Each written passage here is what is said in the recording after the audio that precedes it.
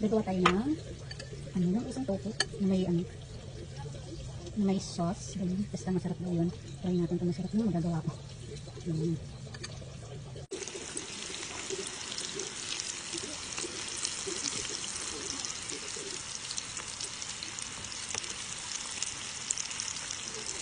Ayan, mga crunchy na siya.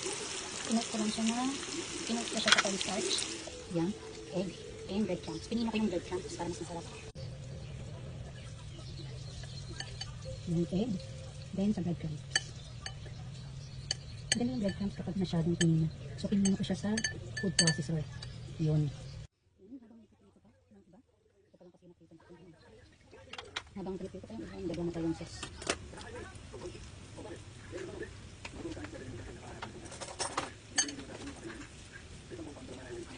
Yung paminta, may gamis paminta.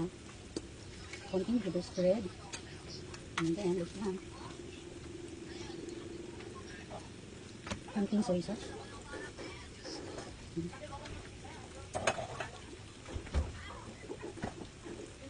Lagyan natin asukal pang balance. Okay.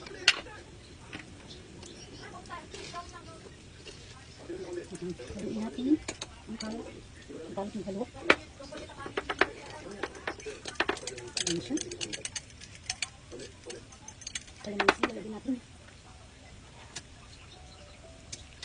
Lagyan natin ang kalamansi. Ang sana yung pang strain ko. Yan. Isa lang. Tanggalin natin yung buto. Mamaya.